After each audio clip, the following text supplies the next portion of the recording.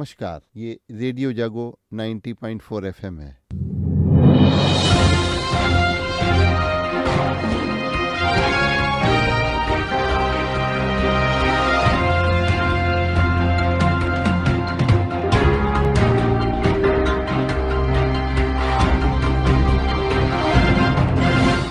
अब आप अभय शंकर गौड़ से आज की हलचल सुनिए।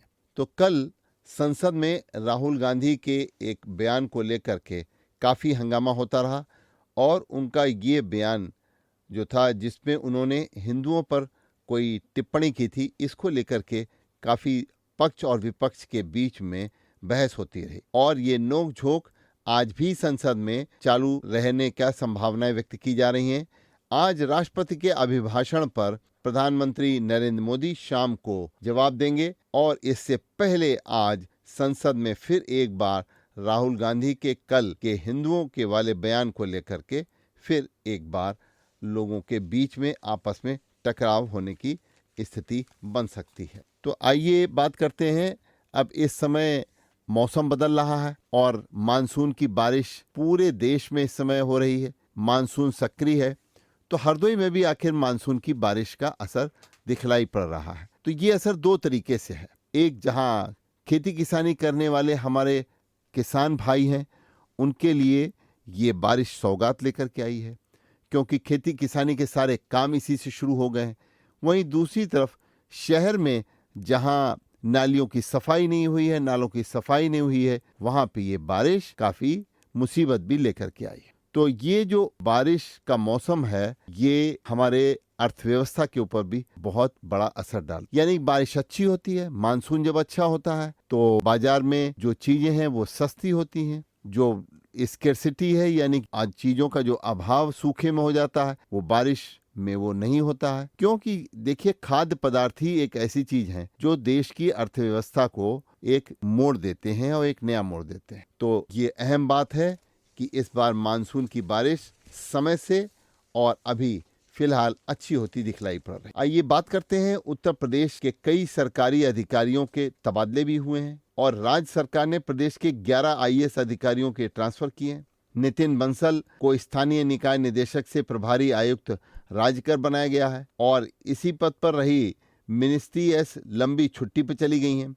इसके चलते आबकारी आयुक्त आदर्श सिंह को अतिरिक्त प्रभार दिया गया था, लेकिन अब स्थायी तैनाती कर दी गई है। राकेश कुमार मिश्रा को प्रबंध निदेशक जल निगम शहरी से प्रभारी दुग्ध आयुक्त अब बना दिया गया है। रमाकांत पांडे को प्रबंध निदेशक चीनी मिल संघ से प्रभारी निदेशक जल निगम शहरी बनाया गया है। टीके शिबू को राजस्व परिषद से विशेष सचिव कृषि उत्पादन आयुक्त शाखा भेजा गया है। एकता सिंह, जो हरदोई में भी ट्रेनी आईएएस रही हैं, वो अपर आयुक्त बैंकिंग कोऑपरेटिव सोसाइटी से अपर राज्य परियोजना निदेशक सर्व शिक्षा अभियान उनको बनाया गया है। तो अनिल कुमार को मुख्य विकास अधिकारी लखीमपुर खीरी से इसी पद पर महाराजगंज और संतोष कुमार को मुख्य विकास अधिकारी महाराजगंज से उपाध्यक्ष सहारनपुर विकास प्राधिकरण स्थानांतरित किया गया है। हिमांशु गौतम अपर आयुक्त मेरठ थे, वो मुख्य विकास अधिकारी हापुड़ बनाए गए हैं। तो अब बात करते हैं प्रदेश में सौर ऊर्जा की। तो सौर ऊर्जा के मामले में प्रदेश जो है सौर ऊर्जा को बढ़ावा देने के लिए कई काम कर रहा है। उत्तर प्रदेश नवीन एवं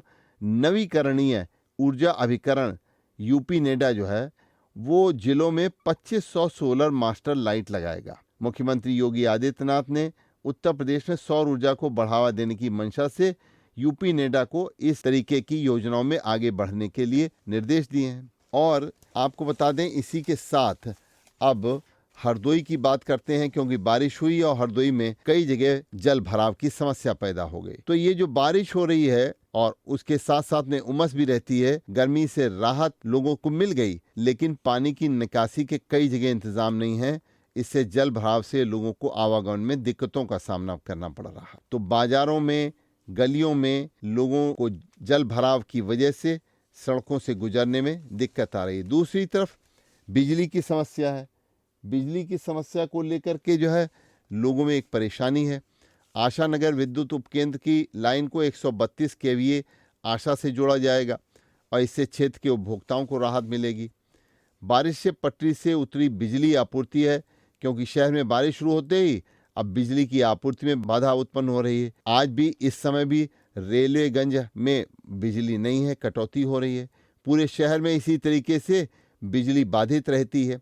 तो आपूर्ति बिजली की सही होने के लिए बिजली विभाग को एक रणनीति बनाकर काम करना पड़े। बात करते हैं स्वास्थ्य की। तो 100 शैय्या जो संयुक्त चिकित्सालय लखनऊ रोड पे बना हुआ है, उसमें अब जांच सुविधाएं बढ़ाने की बात कर रहा है सरकार। लेकिन बहुत दिनों से 100 शैय्या का ये अस्पताल इस स्थान पर वैसे बना हुआ है जहां पर मरीज नहीं पहुंच पाते, इसलिए सरकार का करोड़ों रुपए का जो इन्वेस्टमेंट है वो मरीजों के लाभ के लिए काम नहीं आ रहा है।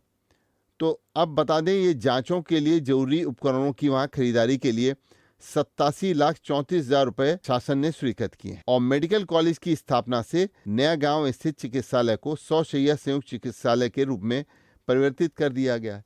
लेकिन दूर होने की वजह से मरीज वहां पहुंच नहीं पाते और मरीजों को इस 100 शैय्या अस्पताल का लाभ नहीं मिल पा रहा है। तो हरदोई में सफाई की बात करते हैं, क्योंकि संचारी रोग इस समय जैसे बरसात आती है, संचारी रोग जोर मारने लग जाते हैं और सबसे ज्यादा ये गांव और गलियों में इस तरीके की समस्याएं आती हैं, क्योंकि गंदगी की वजह से संचारी रोग फैलते हैं। तो संचारी रोग नियंत्रण अभियान के निरीक्षण में 3 सफाई कर्मी कल गैरहाजिर मिले। इससे गांव में साफ सफाई भी नहीं मिली। गैरहाजिर पर तीनों सफाई कर्मियों को आरोप पत्र और शिथिल पर्यवेक्षण के लिए उनको पंचायत सचिव को प्रतिकूल प्रविष्टि भी दी गई है। जिला पंचायत राज अधिकारी विनय कुमार सिंह ने स्कूल चलो अभियान के साथ ही गांव में साफ सफाई का भी निरीक्षण किया है और सफाई कर्मियों को अपना कार्य जिम्मेदारी से वहन करने के निर्देश भी दिए हैं।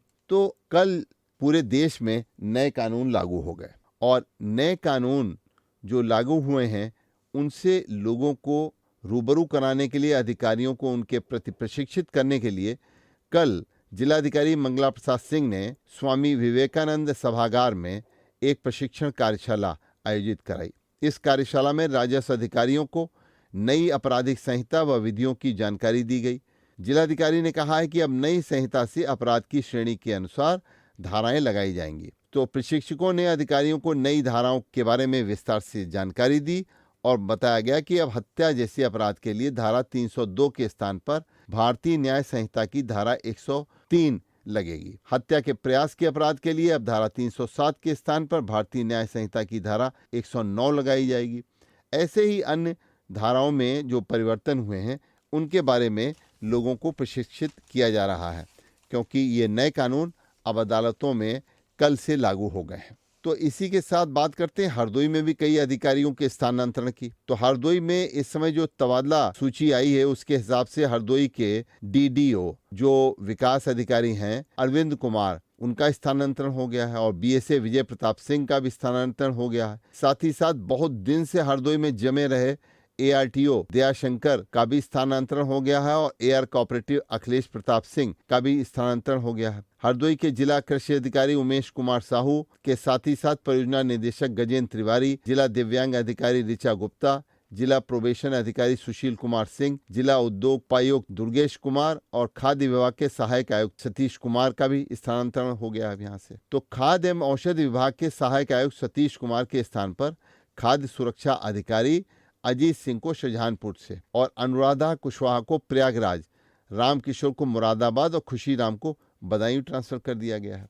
तो ये अधिकारियों के स्थानांतरण भी हुए हैं। कल सपा कार्यालय में राष्ट्रीय अध्यक्ष व सांसद अखिलेश यादव का जन्मदिन पर्यावरण दिवस के रूप में मनाया गया और इस अवसर पर हरदोई के जिला अध्यक्ष शराफत अली के साथ पूर्व संसद सदस्य उषा वर्मा, पूर्व विधायक राजेश्वरी देवी, अनिल वर्मा, पदम राग सिंह पम्मू इत्यादि कई लोग उपस्थित रहे और उन्होंने अखिलेश यादव के जन्मदिन को मनाया। अभी आप सुन रहे थे अभय शंकर गौड़ से आज की हलचल।